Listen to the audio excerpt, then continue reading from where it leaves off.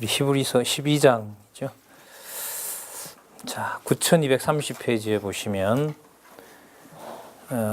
히브리서 12장에 대한 요약이 나와 있습니다. 여기 보시면 생활의 교훈의 우월성 이렇게 나오죠. 11장의 제목이 뭐였었냐면 신앙 행위의 우월성이었습니다. 그걸 구약 전체를 통해서 구약의 아벨에서부터 시작해서 구약 전체의 선지자들이 땅에 있는 걸 얘기한 게 아니라 본질은 하늘에 있는 걸 얘기를 했다. 그래서 그리스도의 영원한 속죄와 더 나아가면 그리스도의 영원한 하늘에서의 어떤 통치까지 그들이 바라보고 분명하다는 사실을 증거했다. 그게 지금 그리스도가 오셔서 이루신 것이다. 자, 그런 내용이었습니다.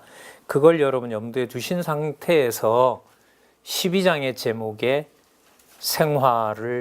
생활이라는 개념을 이해하셔야 됩니다. 자, 어디에 닿아 있는 생활이다? 하늘에 닿아 있는 것이고요. 두 번째, 믿음의 선진을 아벨부터 시작한 이유는 끝까지 설명을 할 때 그리스도께서 영원한 제물이 되시고 영원한 대제사장 되시고 영원한 속죄사역을 이루셨으므로 여기서 생활이 그리스도의 통치가 이루어지는 생활이라고 한다면 그것은 고난과 연관되는 생활을 말합니다. 다시요. 이 생활은 하늘에 속한 것이고요. 성도들은 하나님께 나아가는 지성소로 들어가는 엄청난 영광을 받은 것이고요. 두 번째, 그 생활은 뭐와 함께 한다? 이제 고난과. 자, 12장에 있는 개념을 쓰면 징계하지 않는 아들이 아들이겠느냐. 그러니까 징계를 당한다는 거죠. 그런데 여기서 이제 이해를 저희들이 하셔야 될 게 그 징계가 잘못해서 때리는 것이 아니라 그리스도와 같이 지성소에 참여시킨다는 의미에서 징계입니다. 그러니까 벌 받는 징계가 아닌 거죠. 그런데 이제 그게 이 원리가 이해가 되지 않으면 이제 이 세상에서 예수 그리스도를 믿기 때문에 유대인들이나 로마인들로부터 우리가 박해를 받는다. 뭐뭐이기 때문에라고 하는 것에 우리가 이렇게 얽매이게 되는 거죠. 아, 예수 믿기 때문에 우리가 당하는구나. 근데 이걸 지금 히브리서는 그 징계가 그런 어떤 단순한 차원이 아니라 어디에 들어가는 증거다. 그렇죠. 이 부분이 아주 중요하죠. 그러니까 이런 말이 여기서는 이제 함부로 적용이 되면 안 되겠죠. 아, 믿다 보면 고생이 따른다. 이런 차원이 아닌 거예요, 여기서는. 그러니까 그리스도가 제물 되셔서 어디 가셔서 지성소에 들어가셔서 하나님 앞에 뭐가 되셨죠? 대제사장이 되신 일이 누구에게도 일어난다? 성도들에게도 일어나는 일입니다. 그러니까 엄청난 일이 벌어지는 거죠. 그러니까 이걸 뭐 한다? 고생한다. 이런 차원에서 볼 일이 아닌 거예요. 자, 볼까요? 그래서 12장 1절에서부터 13절까지 믿음의 행위를 권고하는데 이게 이제 고난을 당하게 하는 내용이고요. 그 다음에 14절부터 29절은 거룩한 생활, 그러니까 땅에 속하지 않은 거룩한 생활을 권고하는 내용이 나타납니다. 자, 여기 한번 볼게요. 12장 1절에서부터 13절. 여기에 그 요절이 나오잖아요. 자, 12장 1절부터 보겠습니다. 이러므로 우리에게 구름같이 둘러싼 허다한 증인들이 있으니 모든 무거운 것과 얽매이기 쉬운 죄를 벗어버리고 인내로서 우리 앞에 당하는 경주를 경주하며 자, 믿음의 주요 온전케 하시는 이인 예수를 바라보자. 왜냐하면 저는 그 앞에 있는 즐거움을 인하여 하늘에 속한 즐거움이고 하나님 자녀 됐다는 즐거움이고 아까 그 아브라함 예로 들면 여러분 아들을 제물로 바치는 게 즐거운 일일까요? 여기다 넣고 한번 상황을 해볼게요. 아브라함의 경우를 두고 그 앞에 있는 즐거움을 인하여 아들을 죽이라고 하는 제물로 바치라고 하는 그 하나님의 명을 참아서 그 고통스러움을 개의치 않고 하나님 앞에 뭐 한 거죠? 제물을 드리려고 한 거죠. 자, 그럼 어쨌든 시작은 뭐로 되냐면 아브라함의 그 일을 지금 이 히브리서는 뭘로 보는 거죠? 지성소로 들어가는 어떤 일로? 기쁜 일로 본다는 거죠. 이건 도대체 이건 생각을 할 수가 없어요. 우리 머리로는. 자, 여기 있는 대로요. 그리스도 얘기를 하시잖아요. 그 앞에 있는 즐거움을 위하여 십자가를 참으사 부끄러움을 개의치 아니하시더니 하나님 보좌 우편에 앉으셨느니라. 이 모든 일들을 구약의 선지들에게도 그 선진들에게도 선배들에게도 이루셨던 일이고 그게 지금 누구에게도 성도들에게도 이루어지는 일이고 유대인에게 이루어지는 일입니다. 따라서 같은 유대인이 박해를 하는 것이 우리를 어디로 보내주는 게 됩니다? 지성소로 보내는 방법입니다. 말이 돼요 이게? 근데 아까 우리 목사님 차원이 높다 그랬는데 차원이 높은 게 맞죠. 그러니까 머리로는 따라가는데요. 이게 여기가 도대체 이게 뭐죠? 이렇게 매칭이 일단 안 되고, 야 과연 이런 제가 철학을 전공해, 야 이런 형이상학을 이걸 도대체 어떻게 납득을 하냐 이게. 그래서 저는 이제 개론의 명확성과 이 뭐라 그러죠? 이 마음에 믿어지는 바에 대한 이건 매칭이 안 된다 이건. 무슨 말이냐면 여기를 채운다고 이게 당연히 믿어지는 것은 아니다. 이건 좀 오래전에 제가 좀 많이 이렇게 느낀 것 같아요. 그래서 이제 철이 조금씩 들면서 이제 가지고 있는 지식 가지고 자랑하는 게 말씀 운동이 아니다. 성경 공부 무지하잖아요. 많이 시킨다기보다가 많이 할 수밖에 없고, 진짜 뭐 우리 그 이제 기지협 내에 이제 장로님들 권사님들 창세기부터 계시록까지 오면 기도 한 10분 아니라 30분 알아야 해요. 아브라함부터 아담까지 해가지고 예수 그리스도까지 오고 막 계시록까지 가고 하면 그 정도로 머릿속에 진짜 저렇게 많이들 알고 계신가라고 하지만은 그것하고 주 예수 그리스도를 교회의 머리로 그게 믿어지고 순종하고 따라가는 것은 그거는 진짜 별개의 문제다 이런 고민을 하게 되죠. 자, 여기서 한번 계속해서 보도록 하겠습니다. 3절 너희가 피곤하여 낙심치 않기 위하여 죄인들의 이같이 자기에게 거역한 일을 참으신 자를 생각하라. 누구겠어요? 그리스도죠. 인내하신 자이죠. 앞에 있는 개념들을 쓰자면은요, 인내로서 자기 경주를 다 하신 분이죠. 그러면 이제 예수께서 아들이시잖아요, 그죠? 그 아들이 뭘 당하신 거죠? 고난을 당한 거잖아요. 자, 거기에 맞춰서 설명을 하고 있습니다. 4절 너희가 죄와 싸우되 아직 피 흘리기까지 대항하지 아니하였다라고 나오죠. 본격적 싸움이 시작이 안 됐습니다. 여러분, 성도들의 본격적 싸움은 여기에서 누구처럼 어디 가는 거예요? 누구처럼?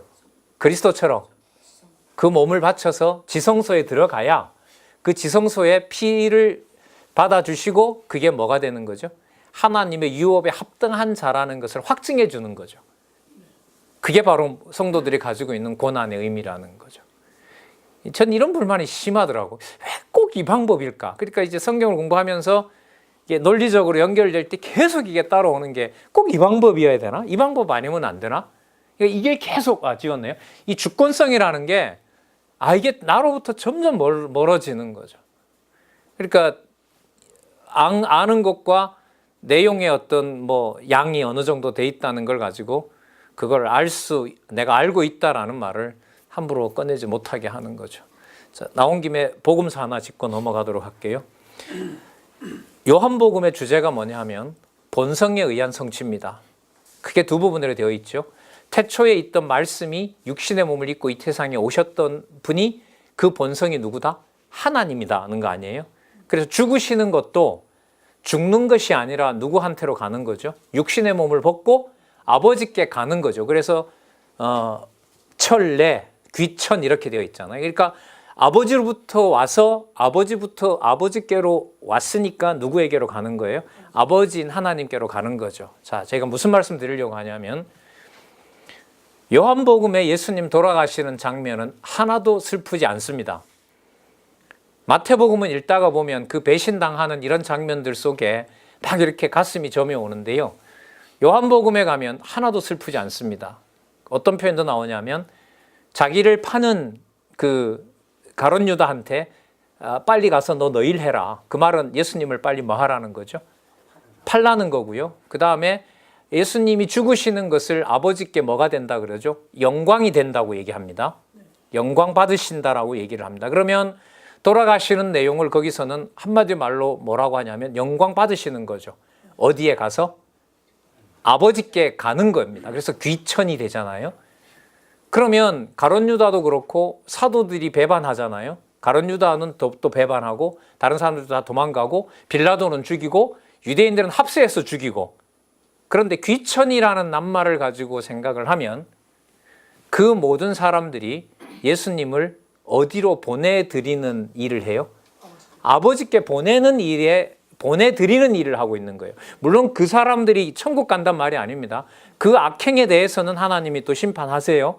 그러나 그 모든 것을 통하여 하나님은, 요한복음의 목적은 그분을 어디로 보내는 방법이에요?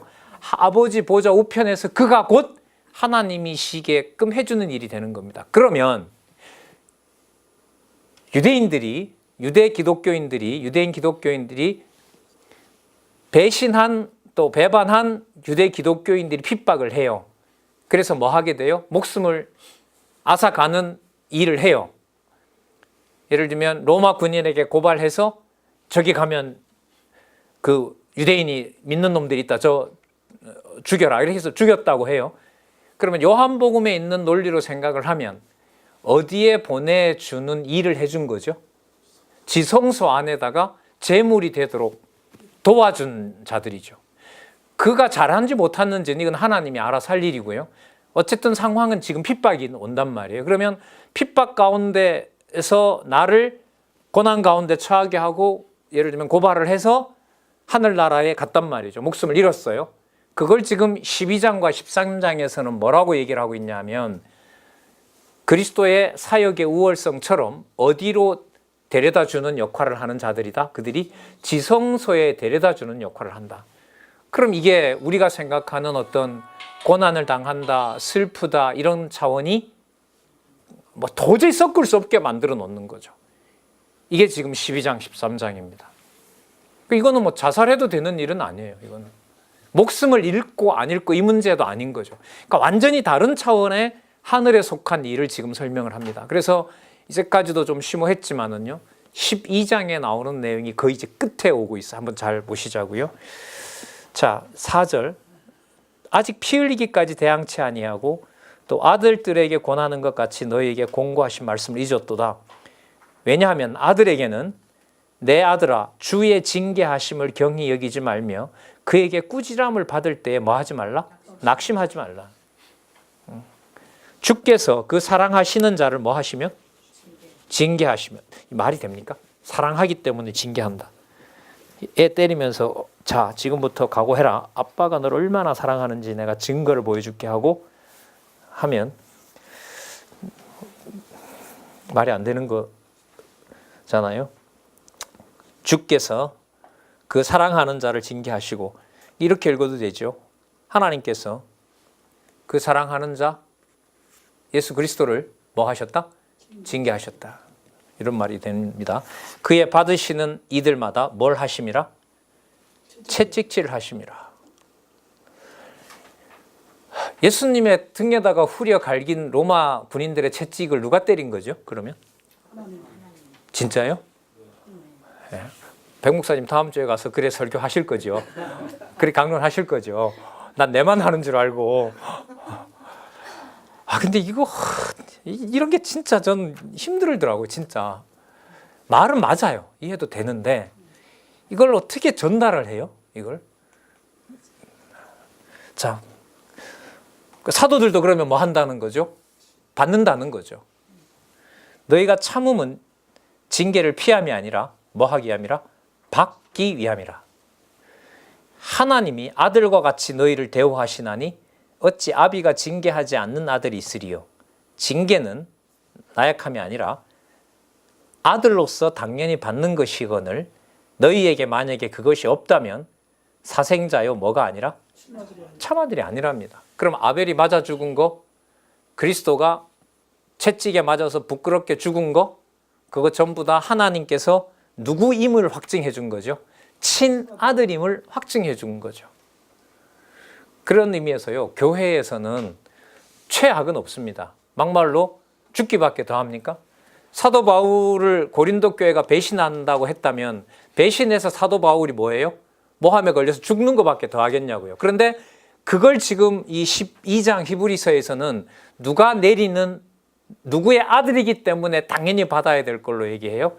하나님의 아들이기 때문에 당연히 받아야 될 하나님의 징계. 그렇죠. 눈에 보이는 모습은 처참하게 한 거죠. 죽은 모습이죠. 그러니까 저주받아 죽은 모습인데 그걸 지금 하나님께서는 뭐라고 얘기를 하시냐면 지성소에 들어올 자격을 갖춘 내 아들, 이렇게 된 거죠. 근데 이 부분이 요 한 부분 한 단락이 설명이 되려면 복음서에 무엇이 정립이 돼야 되냐면 마가복음에서, 자, 저기 한번 볼까요? 여기 마가복음에 보면 1절이 본래의 신분이고 2절이 뭐로 나와 있어요? 낮은 신분이죠. 어디부터 어디까지예요? 6장에서부터 10장 45절. 그러니까 마가복음의 3분의 1의 내용이 예수님께서 당하는 내용이 예수님이 나약해서가 아니라 하나님의 아들로서 순종해서 하나님이 기뻐하는 일을 한 것입니다. 그래서 지금 이 부분의 복음서 근거의 중요한 공부는 마가복음에서도 무슨 내용? 낮은 것.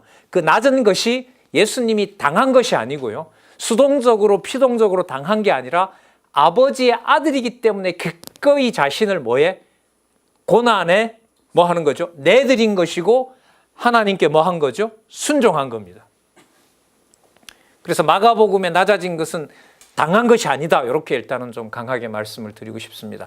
히브리서 12장에 오면 그건 당한 정도가 아니라 누구의 아들이기 때문에, 하나님의 아들이기 때문에 어디에 올 수 있는, 지성소에 와서 마음껏 나를 사랑할 수 있는 자로 확증해 주는 것이 바로 뭐다? 징계다. 이렇게 생각하시면 됩니다.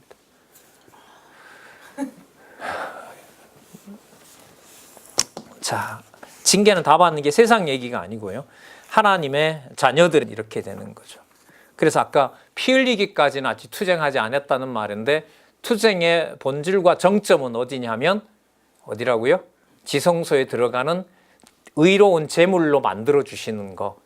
그렇다고 이게 목숨을 버린다고 다 되는 건 아닙니다. 그래서 그때마다 말씀을 드리는데 전 이제 고린도전서 13장 3절이 여기에 정신을 이렇게 탁 차리게 하는 개념이 된다고 보는 거죠. 자기 몸을 불사름에 내어줘도 사랑이 없으면 아무것도 아니다. 그 사랑은 그리스도의 사랑 안에 있는지 없는지 그걸 누가 결정할까요? 당연히 그리스도가 결정하시죠. 야, 저 정도 저렇게 됐으니까 당연히 이 사람은, 그건 우리 생각인 거죠.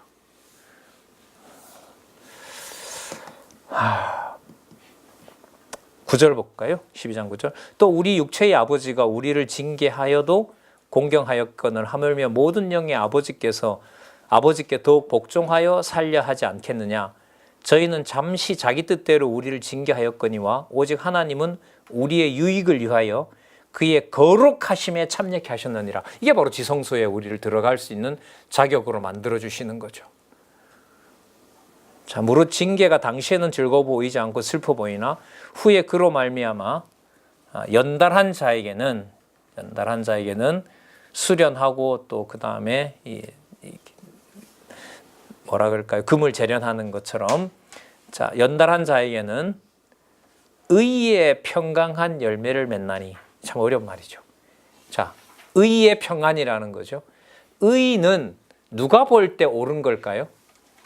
하나님이 보실 때 바른 것이 의입니다. 그러면 지성소에 들어올 수 있는 자격과 조건과 상황을 하나님이 마련해 놓으신 거고요.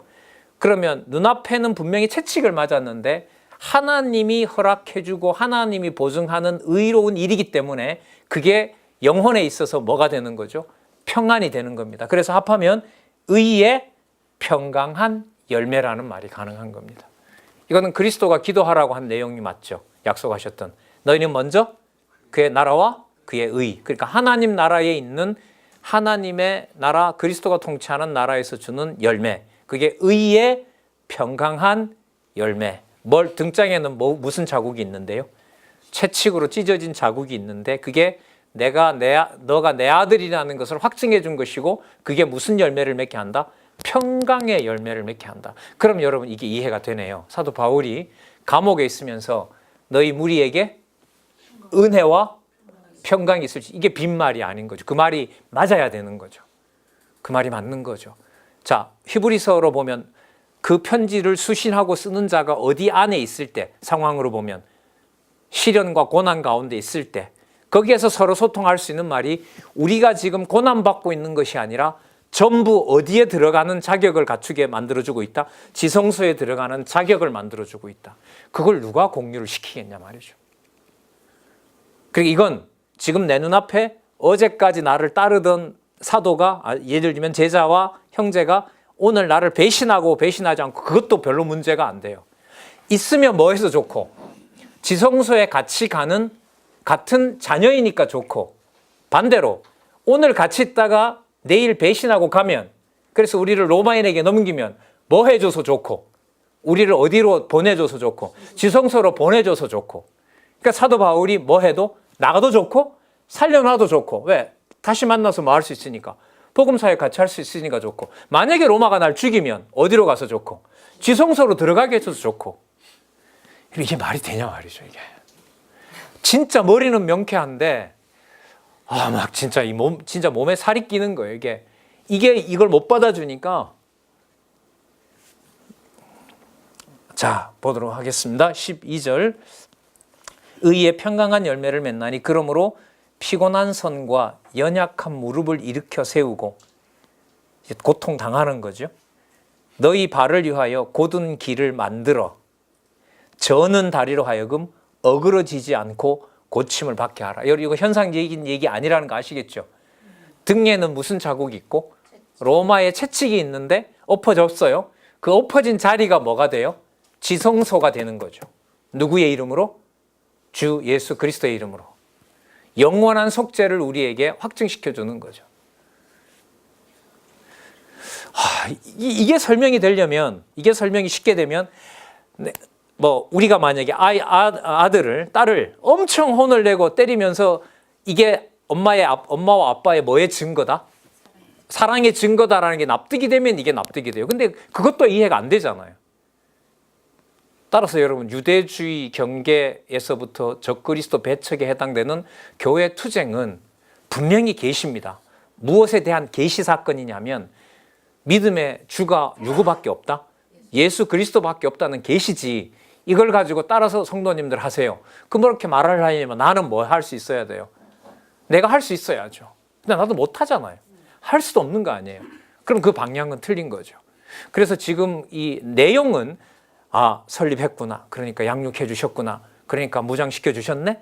그 다음에 투쟁하게 승리하게 편안하게 할 수 있는 건데, 본문에 정작 들어가서 보면 나타난 상황은 점점 외적으로 봤을 때 이렇게 커지고 무장하고 몸집을 불려가는 것이 아니라 더 뭐 하게 되죠? 더 비참하게 만들어 놓는 일이 벌어지는 거죠.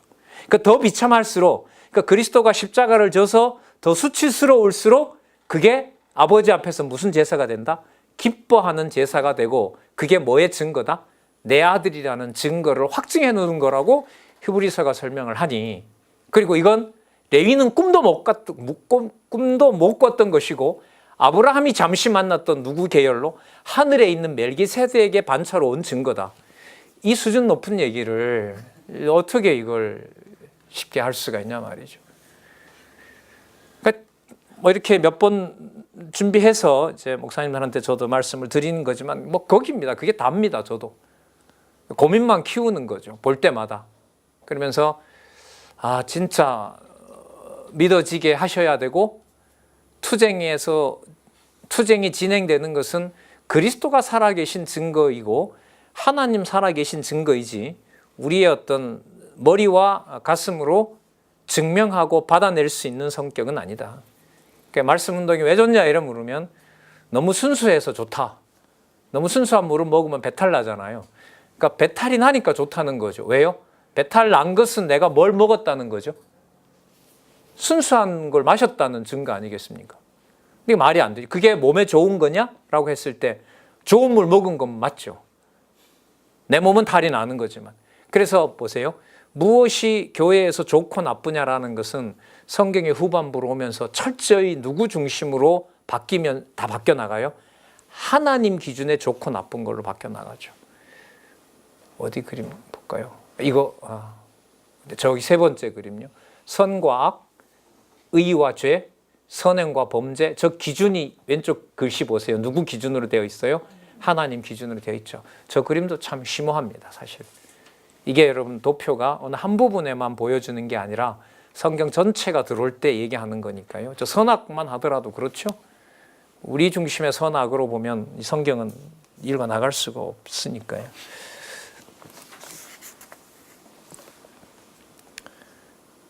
자, 11절에 있었던 의의 평강한 열매 가지고 계속 연결시키겠습니다. 자, 9239페이지에 가시면 무슨 생활을 공고함? 자, 거룩한 생활을 공고합니다. 이때 거룩한 생활은 거룩한 제물이 되는 현장이 무슨 현장이라고요? 채찍질 당하는 현장이 거룩한 제물 되는 현장이고 무슨 열매라고요? 평강의 열매. 예. 자, 14절. 모든 사람으로 더불어 화평함과 거룩함을 쫓으라. 자, 징계 속에서 하는 거죠. 자, 그 번역 보면 모두 하나가 되어 거룩함을 추구하라. 이렇게 이제 번역이 됐다고 하고요. 설명 좀 읽어볼게요. 그 두 번째 단락 밑에서 무엇인가 3 밑에서부터 제가 좀 읽어볼게요. 본서 기자는 그리스도를 믿는 유대인들에게 모두 하나가 되어 거룩함을 추구하라고 공고하면서 어느 누구라도 하나가 되어 거룩함을 추구하지 아니하면 예수 그리스도를 바라보지 못할 것이라는 뜻으로 말한 것이다. 곧 아무리 유대인이라 하더라도 그리스도의 지체로 하나가 되어 거룩함을 추구하지 아니하면 머리 대신 그리스도를 바라보지 못한다는 것이다. 그러면 주제인 믿음의 주가 주 예수 그리스도 한 분밖에 없다라는 걸로 가고 그 증거는 뭐냐 하면 고난 가운데서 받는 확증해주는 뭐죠? 하나님 의가 믿어질 때 오는 뭐예요? 평강. 그건 우리들 세계에서 찾을 수는 없어요. 이건 사람 세계에서 찾을 수 없습니다. 누구라도 줄 수도 없는 거고 인간이 주는 누구라도 받아서도 안 되는 거고요. 이걸 지금 이 히브리서는 명확하게 얘기를 해주고 있습니다. 5절에 보시면 15절에 너희는 돌아보아 하나님의 은혜에 이르지 못하는 자가 있는지 두려워하고. 여러분, 이게 무슨 말일까요? 하나님 은혜에 이르지 못하는 자가 있는지 두려워하래요. 누구를 말하는 걸까요? 설명을 이렇게 드릴게요. 나는 고난 당할 믿음을 줬어요, 하나님이. 그래서 채찍은 났지만 내가 평강의 열매를 얻어요. 그런데 옆에 있는 자는 아직까지 뭐예요? 내가 그렇게 당하는 걸 보고 뭐 합니까? 두려워하죠. 그럼 이 말은 무슨 뜻이겠어요? 하나님 은혜에 이르지 못하는 자가 있는가 두려워하고, 이 말은 아직까지도 고난에 동참하지 못한 자가 있는가를 보고 의의 평강의 열매를 설명을 해서 장차 당신에게도 다가올 그 고난이 저주가 아니라 어디로 들어가는 과정이다? 지성소로 들어가는 과정이다라고 그런 사람을 잘 뭐 하라는 거예요? 잘 우리로 말하면 케어해 주라는 말이에요. 말이 여러분 복잡해서 그렇죠. 한마디로 말하면 같이 뭐 하자라고 하는 자를 자신 있게 말해 주라는 거죠. 같이 죽자, 같이 고난받자라고 하는 것을 그 사람에게 분명히 전하게 해주라는 것이 여기에 나타난 권면입니다. 사람이 듣기 좋은 말이라면 이렇게 해줘야겠죠. 나는, 자 보세요. 나는 고생은 했지만 이렇게 하지 마시고 이렇게 해서 이렇게 하시면 저와 같이 고난을 안 받을 겁니다. 그 말이 거짓말이라는 거예요, 지금 이 맥락에서는. 왜? 아들은 그렇게 취급하지 않는다는 걸 앞에 증명했잖아요. 그러면 이 사람이 듣든지 안 듣든지 뭘 알려줘야 돼요? 당신이 하나님의 자녀면, 내 하는 모습을 보고 당신이 두렵다 하더라도 하나님의 자녀라면 당신에게 다가올 것도 분명하다. 그게 세상 속된 말로 니도 한번 당할 거다, 이 말이 아니라는 거죠. 그런데 누구라도 이래 말하면 지가 당하니까 나도 당하는가라고 말하는 것보다 그렇게밖에 오해가 안 돼요, 이건. 그래서 이제 이 요한계시록 가는 과정에 히브리서 다음에 이제 야고보서 나오잖아요. 그 다음에 이제 요한 1, 2, 3서 유다서까지 가면은 더 적극적으로 그리스도 안에 있는 자와 없는 자의 싸움의 성격이 확연하게 달라지도록 얘기를 합니다. 그건 이제 확인해서 살펴보도록 하고요. 그래서 여러분 15절의 이 말씀이 그렇게 편한 얘기가 인간적으로는 아닙니다. 또 쓴 뿌리가 나서 괴롭게 하고 많은 사람이 이로 말미암아 더러움을 입을까 두려워하고, 이 말은 타협하는 거예요, 유대인들에게. 그러니까 유대인들한테 고통 안 당하려면 유대인들이 따라가는 뭘 받아들이면 돼요? 모세율법 받아들이면 돼요. 그러면 먹을 것도 주고 고난도 안 당하고 헤롯한테 잘 얘기해서, 아니면 로마한테 잘 얘기해서 보호도 해줘요. 그게 뭐라는 거예요? 지성소에 속한 하나님 백성을 뭐 하는 방법이라는 거죠? 뭐 하는 방법이에요? 그리스도가 간 그 길을 왜곡하는 거라고 지금 여기서 지적하고 있는 거죠. 그게 유대주의입니다. 그러니까 유대주의는 그리스도를 따라가는 그 길에 대해서 뭐 하고 조금 틀어놓거나 조금 흐려놓거나 차단하는 거나, 그게 전부 지금 후반부에 왔잖아요. 그게 바로 뭐예요? 그게 유대주의입니다. 조심 잘하면 이거 할 수 있는 일이죠, 저희들이. 못해요. 못합니다. 보겠습니다. 17절. 너희의 아는 바와 같이 저가 그 후에 축복을 기업으로 받으려고 눈물을 흘리며 구하되 버림바가 되어 회개할 기회를 얻지 못하였느니라. 에서 얘기가 나왔죠? 건너왔네요. 16절. 음행하는 자와 혹 한 그릇 식물을 위하여 장자의 명분을 판 에서와 같이 망령된 자가 있을까 두려워하라. 그러니까 내 살기 위해서 누구를 이용하면, 믿음의 주인 누구를, 그리스도를 뭐하면, 이용하면, 그러니까 내가 배고픈 에서가 자기에게 준 장자 명분을 소홀히 하고 팥죽 한 그릇과 자기 장자 명분을 현상적으로 바꾼 것처럼 내 신상에 좋고 내 욕심을 위해서 그리스도를 뭐하면, 그리스도가 다 고난 준 건 아니야, 우리 고난 받지 말라고 한 거야 라는 말을 한마디 할 수 있잖아요. 그래서 내가 피하는 것은 이것도 하나님이 원하는 거야, 그런 식으로 말하면 돌아올 길이 없다는 거죠. 회개할 기회를 얻지 못한다. 성령께서 오신 시대에는 진리의 말씀을 말씀대로 전하지 않는 것이 가장 무서운 진노입니다. 뭐가 그래 복잡하냐, 그냥 고난받으라 하면 되는 거 아니냐. 아니요, 고난받는 것 갖고도 안 돼요. 이게 지금 고난받는 것 가지고는 안 돼요. 예. 여러분, 유대가 망할 때 하나님의 백성만 망했어요? 하나님 백성 아닌 자도 다 망했어요? 다 망했죠. 그 사이에 누가 긴지 아닌지를 우리가 어떻게 알아요? 모르잖아요. 모르는 거죠. 예. 그래, 뭐 하는 걸로 어려움을 당한다고 해서 그게 뭐가 될 수는 없어요. 하나님한테 의의 열매가 될 수 있는 건 아니에요. 그럼 고생하지 말란 말이 아니요. 그렇게 물으면 이렇게 말할 수 있어요. 그게 아니라 소자 중 적은 일 한 자라도 그 자가 그리스도 안에 있으면 그리스도의 의로운 제사장이 될 수 있는 바로 그 소자가 이방인이라도 그에게도 열려있다, 이렇게 말을 할 수가 있죠. 그러니까 처음서부터 끝까지 사람의 어떤 기준이 아닌 그리스도가 사역해 놓으신 완전한 지성소를 자기 백성의 어떤 뭐라 그래야 될까요? 하나님을 섬기는 장으로 만들어 놓은 거, 그 과정에 징계를 받고 지성소에 들어가는 일을 자꾸 왜곡하고 그게 없다고 하고, 뭐 그렇게 고생스럽게 믿어. 그냥 율법 일주일에 안식일 한 번만 지키면 돼. 그럼 유대인들이 먹을 것도 주고 그냥 자기네들 내 살게 해. 그게 얼마나 무서운 말인지를 여기서 지금 경고하고 있는 거죠. 그걸 뭐라고 그런다고요? 그걸 유대주의라 그러는 거죠. 그러니까 그리스도 외에 성도들이 예를 들면 나를 보고, 예를 들면 어떤 교회에 어떤 좀 명망이 있는 분, 그 사람들에게 여론이 가고, 아니면 교회에 많은 재산의 뒷배경을 삼고 있고, 그거 전부 다 뭐가 되는 거죠? 유대주의고, 이제 곧 나옵니다. 그게 또 한 세속주의고 이렇게 되는 거죠. 그런 싸움을 누가 하실 수 있느냐? 그리스도께서 하시는 일이다. 그거는. 여러분 기왕 이렇게 된 거 좀 고난 앞에서도 좀 당당히 견디게 하면 좀 좋아요. 맞죠? 그런데 그게 아니고 징계를 받는데 당당히 견디는 게 아니라 반드시 너 두렵고 떨게 돼 있다. 이 약속을 또 해요. 18절 볼게요.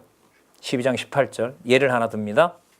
너희의 이른 곳은 만질만한 불붙는 산과 흑운과 흑암과 폭풍과 나팔 소리와 말하는 소리가 아니라 자, 그 소리를 듣는 자들은 더 말씀하지 않기를 구하였으니 이는 짐승이라도 산에 이르거든 돌로 침을 당하리라 하신 명을 저희가 견디지 못함이라. 그 보이는 바가 이렇듯이 무섭기로 모세도 이르되 내가 심히 두렵고 떨린다 하였으나 자 무슨 뜻이죠? 신의 산에서 누가 임합니까? 신의 산에 하나님이 임하시죠? 임하신 증거로 뭘 주세요? 모세에게 판을 주시잖아요. 하나님 증거 언약궤를 주시잖아요. 근데 언약궤를 주셨을 때 상황을 유대인들 보고 지금 하는 소리에 잘 생각해봐라. 그 자리가 축제의 자리였느냐? 아니면 하나님께서 그 자리에 함부로 오지 말라고 했느냐? 함부로 오지 말라고 했던 자리가 아니냐? 그게 얼마나 무서웠는지 누구도 떨었다? 모세도 심히 두렵고 떨었다. 그러면 여러분 제물로 잡혀갔어요. 예를 들면 로마에 잡혀갔어요. 하나님이 자기 아들로 데려가시려면 여러분 그 자리에서 당당하게 딱 버텨서 사지가 잘려지더라도 꿈쩍도 안 하는 게 좋아요? 아니면 거기 가서 사시나무 떨들 벌벌벌 떠는 게 좋아요? 어떤 게 하나님께 영광이 돼요? 당당한 거죠. 그게 아니라는 거예요. 그 자리 끌려가서 뭐 한다는 거죠? 심히 두렵고 떨리는 일이 벌어진다는 거죠. 배신했구나라는 말이 나올 정도로 그게 약속되어 있다는 거죠. 그러니까 아까 매를 맞는다는 것도 우리 정서가 아니고 기왕이면 매 맞을 때 뭐하게? 당당하게. 여러분 요한복음에 보면 재밌는 장면 나오는데요. 예수님이 돌아가시는 장면이 스데반이 순교할 때 장면하고 비교를 해보면요. 누가 더 멋있게 죽은 줄 아세요? 스데반이 하늘에 천사들이 오고 가는 걸 보면서 그 얼굴이 천사와 같았더라라고 죽습니다. 스데반은. 그런데 예수님 요한복음에 보면요. 뭐라 나온 줄 아세요? 심히 소리를 지르고 떠나셨더라. 무슨 소리일까요? 할렐루야일까요? 아니에요. 악 하고 돌아가신 거예요. 왜요? 모세가 심히 두렵고 떨었기 때문에. 그래서 누가 보더라도 신명기 있는 대로 저주받아서 뭐 했다? 죽었다라는 소리가 맞는 말이 될 정도까지 두렵고 떨리게 하는 거예요. 맞는 것도 싫은데 기왕 맞을 때 좀 당당하게 견디면 좋은데 그것도 아니에요. 그게 아니에요. 그리고 결론을 어떻게 내면 될까요? 맞으시더라도 잘 견디시기 바랍니다. 이게 안 되잖아요. 할 수가 없잖아요, 이걸. 저도 그러고 싶은데 그래서 공부하다가 제가 이 저자한테 아니 요만큼이라도 네가 좀 잘하면 된다. 좀 나왔으면 좋겠다고. 그래야 좀 내가 뭔가 견딘 여지가 있는데 이거는 아무것도 할 수 없게 해놓고 말로만 나를 누구 백성이다? 그걸 누가 믿냐 말이죠. 그러니까 이 저자는 그러니까 주어가 성령께서지. 그래서 그 질문을 제가 이렇게 드린 적이 있어요. 그럼 저기 하나 질문을 드리는데 그 성경을 하나님 계시 중심으로 이해하는데 신학교 보수주의 신학에서 공부를 하셨으니까 하나님의 속성 가운데 어떤 속성이 성경을 하나님의 살아계신 증거로 이해하는 데 도움이 됐다고 생각하십니까? 근데 이걸 고민을 하셨어요. 이 저자는. 그래서 기다리지도 않고 바로 얘기하시다. 나한테는 절대 주권성이 하나님이 나에게 준 은혜라고 생각합니다. 예를 들면 이런 장면들요. 주의 자녀가 징계받는 거, 그 다음에 이런 그리스도가 자기 아들이 죽으시는 거, 예수님 때문에 예를 들면 2살 내 아이들이 다 죽는 거, 그 여호수아 시대 보면 해를 36시간 띄워놓고 원주민들을 완전히 다 진짜 진멸하는 거, 그 해를 12시간 왜 띄워놓은 거죠? 더 죽이라고. 그건 BBC에서 다큐멘터리로도 만들었어요. 말도 안 된다, 이건 기독교가. 이런 종교가 어떻게 인류를 대신한다고 하고 막 한 50분짜리 제가 봤는데요. 이 BBC PD가 나와서 처음부터 끝까지, 그리고 끝에 여리고성을 망한 것은 소리 질러서 지금 말도 안 되는 일이고, 그때 뭔가 과학적으로 무슨 사건이 있어서 자연재해에서 망한 거지, 이렇게 하면서 이제 하는 걸 바꾸죠. 상식적으로는 그 사람 말이 맞는 거죠. 그래서 그런 절대주권성이 들었기도 했고, 또 그걸 하나님께서 해가신다는 것이 나한테 믿어졌다는 것이 성경을 누구 중심으로? 여호와 중심으로 연결하는 데 도움이 됐습니다. 그건 하나님의 은혜죠. 물론이죠. 하나님의 은혜죠. 그러니까 보는 게 이제 내가 본다라든지 내가 뭔가를 한다라든지, 글쎄 적어도 히브리서 보면은요 그 말 할 수가 없어요. 물론 다른 부분도 그렇지만은. 자, 그럼 22절 한번 그러면 여러분, 두렵고 떨린다고 했을 때 전부 다 하나님이 다 죽여버렸어요? 아니죠.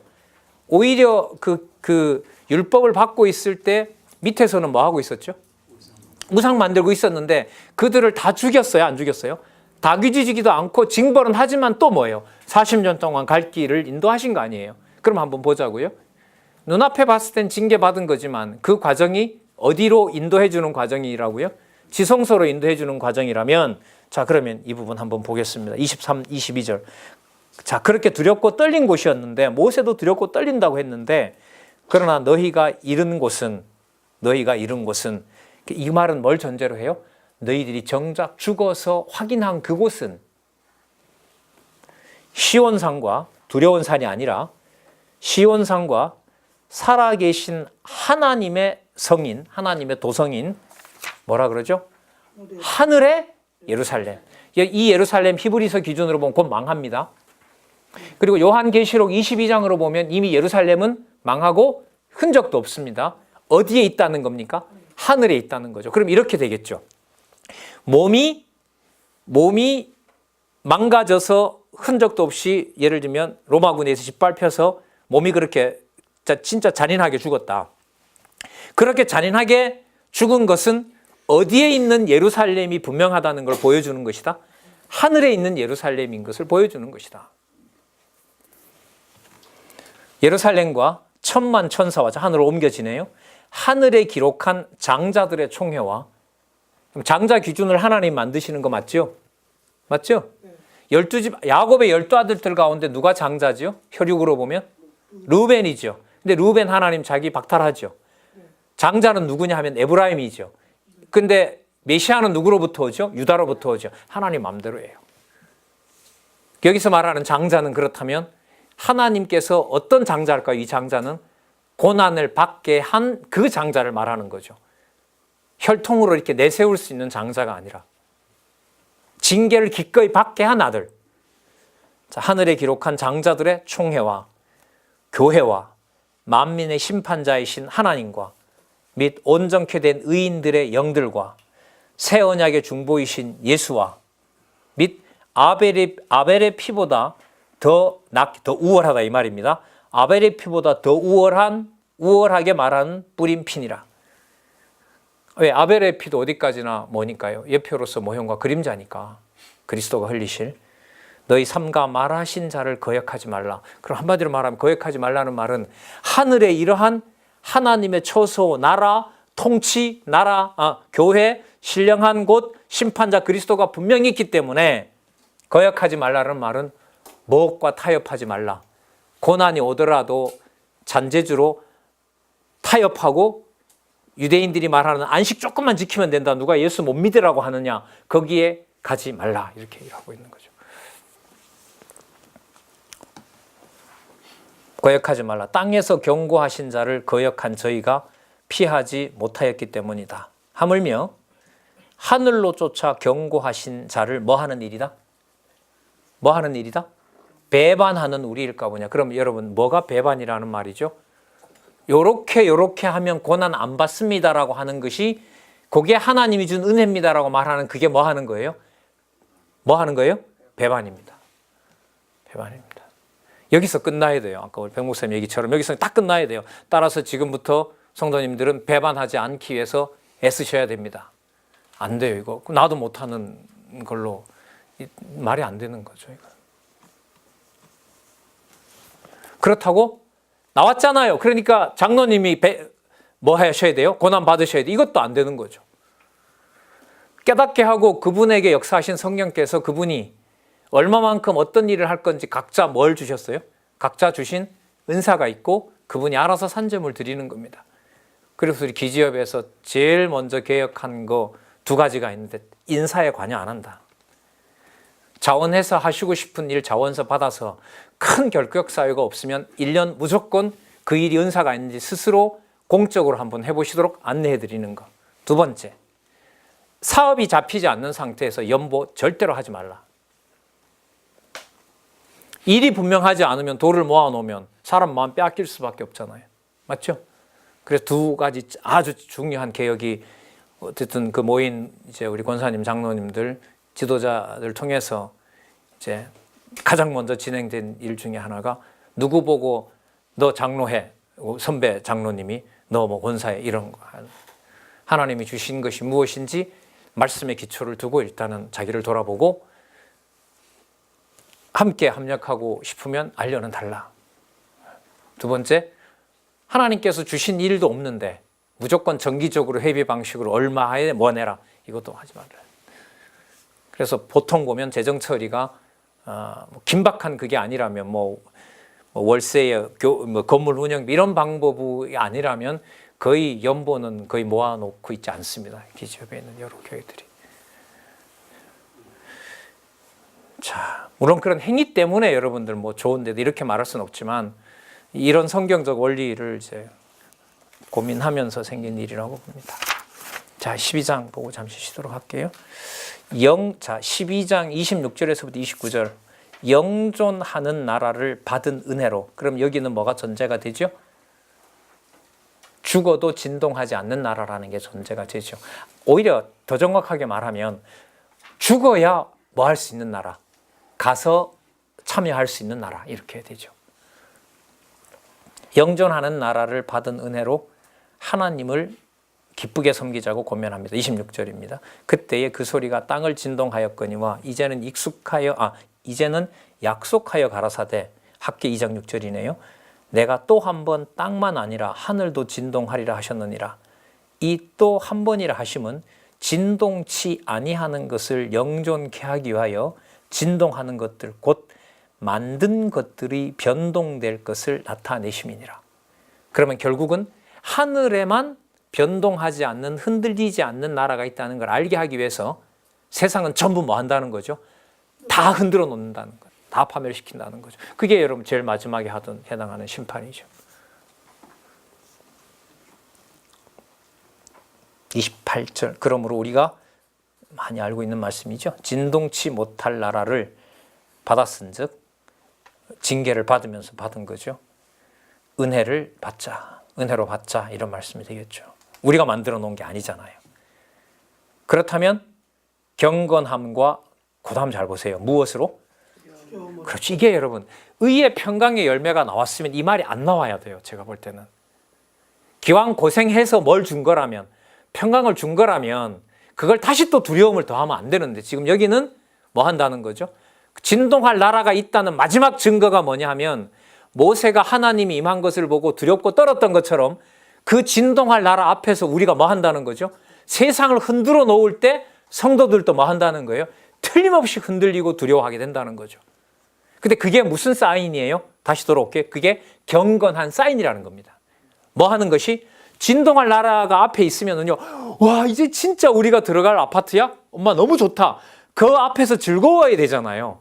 근데 지금 여기서 뭐라고 말하냐면 그 진동하지 않는 나라가 있는데 그 나라 앞에서 마음껏 즐거워하는 것이 아니라 또다시 한번 뭐 하게 된다는 거예요? 두려워한다는 거죠. 저 나라를 어떻게 들어가? 그러니까 하나님이 때려서 견뎠는데 하나님이 임한 현장인 시내산에 가보니까 이제까지 세상이 괴롭혔고 애굽이 괴롭혀서 이제는 하나님 온다고 하니까 좋은 거예요. 근데 정작 가보니까 그 자리는 어떤 자리예요? 너무너무 무서운 자리라는 거예요. 그러면 마음에 뭐가 없어져요? 기다리는 나라 없네? 가? 아니라 그 세상 모든 걸 흔들어 놓고 두렵게 한 그 모든 것을 다 흔들고 어디에 있는 참나라? 하늘에 있는 참나라가 있다는 사실을 확증해 주려고 진동하지 않는 나라 앞에서는 징계도 받을 뿐만 아니라 오는 것을 내가 좋다고 기뻐할 수도 없고 뭐가 따른다? 두려움이 따르고 두려움이 따르는 것이 그게 바로 뭐다? 경건함이다. 그래서 경건함을 위해서 뭐가 또 따른다? 두려움이 따른다. 이렇게 되는 거죠. 하나님을 기쁘시게 섬길지니 우리 하나님은 뭐 하는 불이라? 그럼 아까 두려움하고 붙여볼까요? 그럼 어느 정도로 하나님께서는 소멸시켜요? 땅에 우리가 기뻐하는 여러 가지 기준들 최소한이라도 남긴다 안 남긴다? 안 남긴다. 그럼 목숨도 마찬가지죠. 왜? 이 목숨은 어디와 타협을 하니까? 세상이 좋아하는 걸 내 목숨은 좋아하잖아요. 근데 그것까지도 뭐 한다는 거죠? 끝까지 그것도 없애버리고 진동하지 않는 나라에게만, 그 나라를 앞에서만 그 나라의 백성으로만 경건하고, 그래서 그 앞에서 두려움을 준다는 거죠. 여호수아 본받아 뭐 씩씩하게 이거 안 맞아요. 안 맞습니다.